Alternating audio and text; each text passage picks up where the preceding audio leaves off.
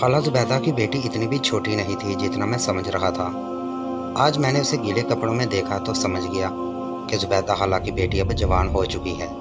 ज़ुबैदा खाला हमारे घर काम करती थी और अपनी बेटी को भी साथ ले आती।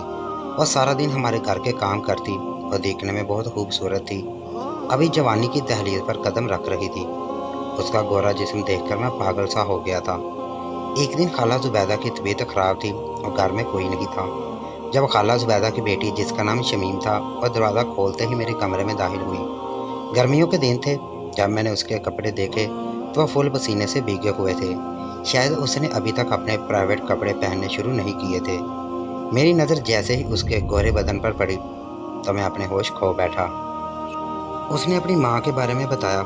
मैंने उसे तसल्ली देते हुए अपने पाप सोफे पर बिठा दिया, लेकिन जैसे ही मैंने अपना हाथ उसकी कमीज़, मेरे कपड़े प्रेस हो गए हैं। मैं सीढ़ियाँ चढ़ते हुए थोड़ी सी देर रुका और मासी ज़ुबैदा से पूछा, क्योंकि मैं जॉगिंग पर जाने से पहले उन्हें कपड़े प्रेस करने का कह गया था। जी साहब, शम्मू ने कर दिए हैं। शमीम मासी ज़ुबैदा की बहुत ही प्यारी और लाडली बेटी थी और हमेशा खलूस से पेश आती, जैसे वो कभी कभी लाड से शम्मू कहती थी। मासी ने मुझे 2-3 दफ़ा कहा कि मैं उसके लिए कोई अच्छा सा लड़का तलाश करूं। मासी हमेशा मुझे अपना बेटा समझती थी और हर दुख सुख मुझसे शेयर किया करती थी। मैं भी खामोशी से उनकी बात सुन लेता था। वो अपनी शम्मू के फ़र्ज से आज़ाद होकर सुख का सांस लेना चाहती थी। दुनिया में लड़कों की कमी ना थी, मगर कोई समझदार लड़का नहीं मिल रहा था जो अपनी जिम्मेदारी को निभा सके। मेरी कोशिश अभी तक जारी थी। साहब, जूते पॉलिश कर दूं? मेरे ख्याल के तसलसल को शम्मू की आवाज़ ने तोड़ा। मैंने रेक पर रखे जूतों को देखा तो सब ही गंदे हुए पड़े थे। आज ब्राउन शूज़ कर दो, मैंने नाश्ता करते हुए उसको कहा। वो ब्रश और पॉलिश लेकर मेरे सामने क्लीन पर चौकड़ी मार के बैठ गई और अपना काम शुरू कर दिया। वो हर काम जान जीन से करती, ना कभी कोई काम होता तो ढूंढ के खुद ही कर लेती। मासी कहती थी कि इसमें हड्डी नहीं है, सिर्फ मांस ही मांस है, और मैं मासी की बात पर हमेशा मुस्कुरा कर रह जाता था, जो अपनी बेटी को हर वक्त डांटती रहती थी। मैं जल्दी से ऑफिस जाने के लिए तैयार हुआ, क्योंकि आज ऑफिस में एक अहम मीटिंग अटेंड करना थी और मीटिंग के बाद साइट पर जाना था। फिर शाम को जरी आपा के साथ मीटिंग का इरादा था, जिसमें मुझे उनसे आज फाइनल बात करना थी, अपनी शादी के बारे में, अपनी और ईमान के मुतल्लक, और अपनी मोहब्बत के बारे में, क्योंकि मैं ईमान से मोहब्बत करता था। जब जरी आपा मेरे लिए अपनी नंद को पसंद किए बैठी थी, मसला ये था कि इस पसंद को मेरे बहनोई फरहान भाई भी जानते थे, इसलिए मेरा इनकार महंगा भी पड़ सकता था। अगर वो तैश में आ जाते तो मुझे ईमान से यकीनन हाथ धोना पड़ सकते थे। हर अल्लाह का नाम लेकर मैंने आज के दिन का आगाज़ किया था। अब देखना ये था कि होता क्या है। सारा दिन मैंने बेहद मसरूफ़ में गुजारा था, जिसकी वजह से कुछ थकन भी हो चुकी थी, लेकिन उसके बावजूद जरी आपा की आमद और उनसे मीटिंग के वक्त में खासा चाको चुबंद था और आज अपना केस किसी वकील की तरह लड़ रहा था। हर नतीजा फरहान भाई की आमद का मुलतवी कर दिया गया था, ताकि उनसे पूछ लिया जाए कि उनको अपनी बहन से रिश्ता ना करने पर तैश तो नहीं आएगा। अगर उनका जवाब नहीं में हुआ तो 100% ईमान अली मेरी होगी। दिल में मैंने बहुत सी मन्नतें मान ली। वैसे भी मैं परहेजगार और नमाजी टाइप बंदा था। अक्सर लोग जो मेरे हल्का अहबाब में शुमार होते थे, मेरी आदत और पाबंदगी की पेचीदगी देखकर हैरान रह जाते थे, क्योंकि जब भी नमाज का वक्त होता था मैं अहम से अहम काम छोड़कर नमाज अदा करता था। इसके अलावा सिगरेट नोशी और औरतों से नाजायज़ ताल्लुकात से मैं हमेशा दूर भागता था। मैंने तो आंखें ऐसी देखी थी जिनमें हमेशा मेरे लिए मोहब्बत और चाहत रही थी। वो आंखें मेरी ईमान की आंखें थीं। मेरी इस चाहत में फरहान भाई ढाल बने दिखाई दे रहे थे। उन्होंने फैसला मेरे हक में दे दिया था और मेरे कदम हवाओं में थे। मैं खुशी से दीवाना हो रहा था और मेरी खुशी में उस वक्त भी शरीक थे। मैंने मिठाई लाकर दी और खुद जल्दी से ईमान को कॉल करने बाहर निकल पड़ा, क्योंकि कल जरी आपा फरहान भाई ने उनके घर जाना था। ईमान मेरी क्लास फेलो ही नहीं, मेरे बाबा के दोस्त की बेटी भी थी और मेरी आइडियल भी। उसकी मोहब्बत मेरे लिए फ़ख्र का बायस थी। मेरे शरीक सफ़र को ऐसा ही होना चाहिए था। यानी फ़ख्र चौधरी आज बेइंतहा खुश था। फ़ख्र जरी आपा शादी पर इसरार कर रही है, लेकिन क्या ईमान को? लेकिन ठहरते देखकर मैंने जल्दी से उसकी तरफ देखा। आज इत्तफाकन वो अपनी मम्मी के साथ मार्केट में नज़र आ गई थी और मैं आंटी से इजाज़त लेकर उसे अपने साथ लंच के लिए ले आया था। बोलो ना ईमान, तुम जानते हो पिछले चंद माह से पापा का बिजनेस काफ़ी क्रॉस का शिकार है। अब चंद दिनों से हालात संभले हैं तो पापा चाहते हैं कि 2-3 माह तक वो अपने बिजनेस पर तवज्जो दें और बाद में शादी की तैयारी करें। उसने सारी बात कह दी। देखो ईमान, जरी आपा भी अपनी जगह दुरुस्त है। दरअसल फरहान भाई के पोस्टिंग आर्डर आ गए हैं। अगर वो चले गए तो शादी के इंतज़ाम कौन करेगा? जरी आपा के सिवा तो मेरा और कोई सगा रिश्ता भी नहीं है। वो सब ठीक है, लेकिन फ़खर मम्मी पापा इस शादी के मसले पर परेशान हैं और उनकी परेशानी मुझे भी परेशान कर रही है। प्लीज़ आप अभी खामोश रहें। ईमान काफ़ी संजीदगी से कह रही थी और मैं इतनी संजीदगी कभी बर्दाश्त नहीं करता था। मुझे उसका हंसता मुस्कुराता फ्रेश चेहरा अच्छा लगता था। डोंट वरी यार, मैं भी आपको डिस्टर्ब देखना नहीं चाहता। जैसा आप चाहोगे हमेशा वैसा ही होगा। अब खुश? वेटर के आने तक मैं उसे हर परेशानी से आज़ाद कर चुका था।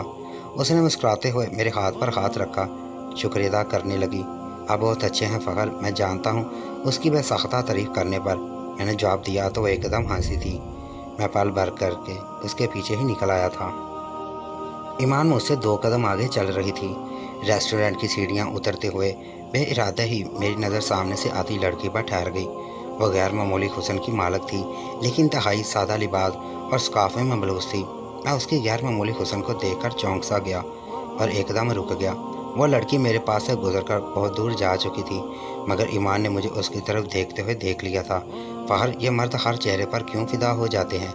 मैं संजीदा था और उसके सवाल को भी अच्छी तरह समझ गया था। जहाँ तक मेरी सोच है, मर्द हर चीज़ पर फिदा नहीं होता, बल्कि उसका नफ्स फिदा हो जाता है। मैंने एक अच्छी और खरी बात कही थी। कभी कभी मर्द सिर्फ जिस्म देखता है और कभी चेहरे, जिनको देखकर मर्द के अंदर का ज़िद्दी कुत्ता नफ्स दुम हिलाता है, जो मर्द और औरतें उसे हमेशा के लिए दबा लेते हैं। वो बहुत अजीम और ताकतवर होते हैं। मैं उन लोगों में आज तक शामिल नहीं हो सका और ऐसी चोट खाई कि मरहम की तमन्ना भी शर्मिंदगी और नदामत का बायस लगती थी। शमो, सारे कपड़े उठाकर साहब के कमरे की अलमारी में रखो। जरी अपा आज मेरे घर शॉपिंग की कुछ चीज़ें लेके आई थी, जिनमें ईमान के जेवरात और ड्रेसेस थे। थक गई होंगी आपा, मैं आपका सर दबा दूँ? शमो ने बहुत ही मासूमियत से कहा। तो उसकी बात पर मैं और आपा मुस्कुरा के रह गए। ऐसे कोई थक जाता है तो उसके पाँव और टांगें दबाती हूँ, सर नहीं। जरी आपा ने उसे प्यार से थपकी दी तो मैं पाँव दबा देती हूँ। वह झाड़ से उनके पास आके बैठ गई। अरे नहीं, ऐसी भी थकन नहीं, बस तुम चाय बनाकर लाओ, फरहान आते ही होंगे, फिर जाना भी है। उसने जरी आपा को चाय पिलाई और वो घर चली गई। मैं वहीं सोफे पर लेट गया। साहब, मैं आपके पाँव दबा दूँ? अब वो मेरी तरफ आई। नहीं, मैं ठीक हूँ, तुम अपना काम करो। मैं रिमोट उठाकर न्यूज़ चैनल लगाकर देखने लगा। अभी उठी ही थी कि अली साहब दावा बोल दिया था। शमीम, आज मैडम मेरे खाने का इंतज़ाम भी यहीं कर देना। मेरा वापस जाने का कोई इरादा नहीं। अली मेरा इकलौता दोस्त और हमराज था। वह अक्सर मेरे घर आता रहता था और शमीम को अक्सर मैडम शमीमारा कहकर पुकारता था। शमो भी काफ़ी अच्छी थी, क्योंकि वो मेरे घर में ही पली बड़ी थी, इसलिए कभी हमारी बात का बुरा नहीं मानती थी। जी साहब, कर दूंगी। वह जलील कमीन ने शादी की तैयारियां भी शुरू कर दी और हमें खबर भी नहीं। वाह जी वाह, क्या दोस्त है। वो मेरे करीब आके बैठ गया। अरे ऐसी बात नहीं, अभी तो बहुत सारे काम पड़े हैं जो तेरे से पूछ के करने हैं। तू तो अपना जिगरी यार है ना। मैंने उसके कंधे पर थपकी दी। ओए मियाँ मिठू, तुझे मैं जानता हूँ अच्छी तरह, तू बड़ा कमीना है। वो जले दिल के पुप्पो लेके छोड़ रहा था। कहीं आज तू पीकर तो नहीं आया क्या? मैंने उसे घूरा। पीकर आता तो किसी लड़की के पास होता, तेरे जैसे नमाजी परहेज के बंदे के पास ना आता। उसकी बात बार मैंने ज़ोर से कहका लगाया। अब वह मुझे घूर रहा था। लगता है आज किसी ने लिफ्ट नहीं कराई बेचारे को। मैंने उसकी दुखती हुई रग पर हाथ रखा। उसका काम था ही लड़कियों की जुल्फ़ों से खेलना और हमेशा उसे रोकने और समझाने की कोशिश करता रह जाता। तुम जानते हो फ़ार चौधरी कि अली अंसारी लिफ्ट लेता नहीं देता है। वो बड़े फ़खरिया अंदाज में ये बात कह रहा था। इसलिए तो कहता हूँ कि लेना भी छोड़ दे और देना भी। हराम इंसान को बर्बाद कर देता है। सीधे रास्ते पर आ जाओ। मैंने उसे समझाने की एक और कोशिश की और उसके लिए एक शेर पढ़ा। इस शेर ने मेरे वजूद पर एक बम सा गिरा दिया। यह क्या बोलते रहते हो? अल्लाह माफ़ करे, मैं काबिल तकब्बर कर रहा हूँ यार। फ़खर, बात सीधी है, दूसरों को समझाना बहुत आसान होता है, जबकि खुद समझना बहुत मुश्किल। बेशक तुम नमाजी और परहेजगार हो, अल्लाह को चाहने और अल्लाह का हुक्म मानने वाले हो, लेकिन इन सब बातों का मज़ा तो तब आएगा जब तुम पर अल्लाह ने आजमाइश का वक्त डाल दिया। फिर देखेंगे तुम्हारी इबादतों का असर। वैसे यार, इबादत में सदाकत ना हो तो अल्लाह इबादतें वापस फेर लेता है। अली अजीब लापरवाही से मुझे हिला रहा था। मेरे अंदर का इंसान मज़ीद कमज़ोर होने लगा। यार मैं तो हमेशा तुम्हें सीधी राह देखो फ़खर, तुम अच्छे हो, हमेशा अच्छे ही रहो, लेकिन अपनी अच्छाई और इबादतों से हमें शर्मिंदा तो मत किया करो। सीधी राह सिर्फ मुसल्ला बिछाने से नहीं मिलती, उसके लिए नीयत और दिल को भी साफ़ रखना चाहिए। उसने मुझे संजीदगी से टोका। और कभी कभी ये भी होता है कि अपनी ज़िंदगी भी अपनी नहीं रहती, लोगों की हो जाती है, और यह सिर्फ हमारी गलती और गुनाहों की वजह से होती है। मुझसे भी एक गुनाह हुआ था, मैं अंधा हो गया था, मुझे सब भूल गया था, मुझे ये शैतान हावी हो गया था और उस शैतान ने इस सोए हुए ज़िद्दी कुत्ते को जगा दिया था, मुझे और मेरी ज़ात को खा गया था, जिसने फ़खर चौधरी की शख्सियत को मसर करके रख दिया और आज तक पछता रहा हूँ। ये इन दिनों की बात है जब ज़री अबर रोज़ाना मेरी शादी की तैयारियों में मेरे घर आती थी और शाम को चली जाती थी। घर के काम तो पहले ही मासी ज़ुबैदा और शमीम ने संभाल रखे थे। एक दिन मासी वॉशिंग मशीन लगाकर पर्दे, बेडशीट, कुशन कवर धो धो कर फैलाए जा रही थी, जबकि शमा खुश्क हो जाने वाले कपड़ों को इस्त्री करने का काम सरंजाम दे रही थी। असर के वक्त मासी के गांव से किसी फौतगी की इतला आ गई, सो वो आना फाना चली गई और शमा को यहीं छोड़ गई। उसको हमेशा मुझ पर एतबार रहा था। सब कामों से फारग होकर शमा खाना बनाने लगी और फिर फारग होकर वो दिन भर के बिखरे हुए कपड़े समेटने लगी। मैं खाना खाने के बाद ड्राइंग रूम में आकर लेट गया।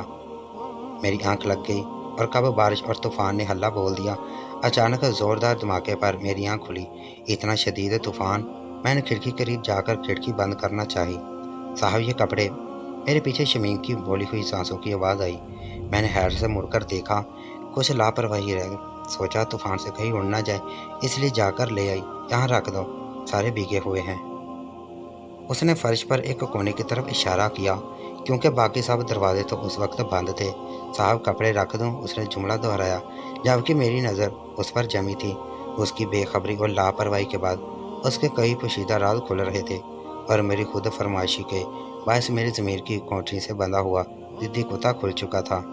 मैं हर चीज़ भूल गया था। शैतान ने मेरे अंदर के ज़िद्दी कुत्ते को खूब भड़काया।